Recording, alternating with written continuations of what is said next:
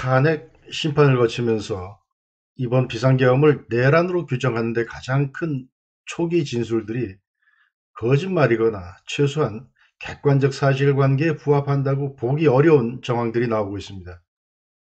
국회의원이 아니라 요원을 빼라고 했다는 말은 대통령 측의 말장난이 아니라 동영상이 공개되면서 사실로 확인되었습니다.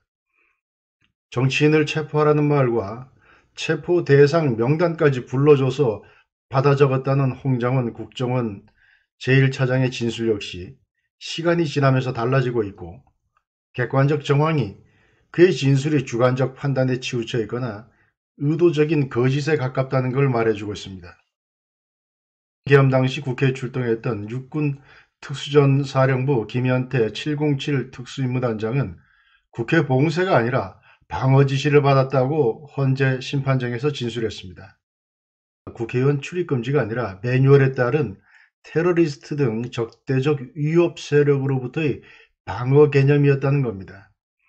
그래서 그날 안규백 민주당 의원이 들어갈 때 인사하고 들여보내기까지 했다고 합니다. 매우 구체적이고 신빙성 있는 진술입니다.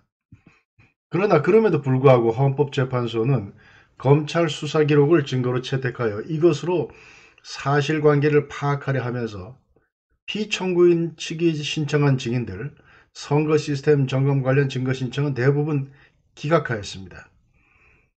지금 헌법재판소의 행태를 보면 굳이 속된 말로 똥인지 된장인지 맛볼 때까지 갈 필요가 없어 보입니다. 이런 헌재에 대한 국민의 저항 역시 매우 구체적으로 이뤄져야만 그나마 저 법복 입은 좌파 활동가들의 경거망동, 국민 주권을 짓밟고 헌법을 능멸하는 처사에 대해 견제가 가능할 것입니다. 사전에 견제를 못하더라도 사후에라도 반드시 반역적 범죄 행위에 대하여 단죄가 이루어지도록 해야 합니다. 그래서 지금 국회에 올라와 있는 헌법재판 공정성 보호 및 재판농단 행위자 처벌에 관한 법률 입법청원에 국민 여러분의 동의가 절실히 필요합니다. 여러분이 느끼는 분노와 모멸감을 이 동의를 통해 표현해 주십시오. 헌법재판관 개개인에 대한 탄핵 청원도 좋습니다. 의미가 있습니다. 그러나 더 본질적인 것이 있습니다. 탄핵은 탄핵으로 그칠 뿐입니다. 이들을 사후에라도 반드시 처벌하여 더 이상 우리법 연구회 같은 사법부의 이너서클이 곳곳에서 암약하며 자유민주주의 헌법 질서를 훼손하며 국민을 우롱하고 국민 위에 군림하는 작태가 용납되지 않는다는 것을 보여줘야 합니다.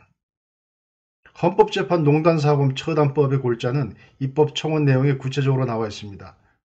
한마디로 헌법재판관들은 물론 사무처 직원들까지 헌법재판소 사건 접수부터 배당, 심리, 결정에 이르는 과정에서 사건의 선후를 바꾼다거나 심리 절차에서 관련 법규와 헌법 정신을 왜곡해서 농단하거나 실체적 법리 적용에서 궤변을 통해 법적 정의가 아닌 자기 의지, 자기 욕심을 관철시키려는 자들을 중형으로 처벌한다는 내용입니다.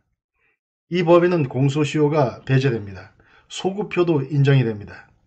나치에 부역했던 자들을 끝까지 추적하듯 이 법도 그러한 내용으로 입법되도록 되어 있습니다. 법사위에 회부되는 조건인 5만 명은 조기에 달성될 것으로 보입니다. 그러나 5만 명으로 안 됩니다. 더 많은 국민의 분노를 담아 이 법안을 법사위에 회부시키고 이 법안의 내용을 헌법재판소 재판관들과 사무처 직원들에게 회람시켜야 합니다. 지금 극소수의 무리들이 법복을 입고 있음을 기화로 국민을 우롱하는 짓들이 결코 시간 지나서 잊혀지고 없었던 것이 되어서는 안 됩니다. 반드시 현실적인 법정의 저들을 세워 세상이 그들 마음대로 되지 않고 그렇게 쉽고 호락호락하지 않은 대한민국임을 보여줘야 하겠습니다.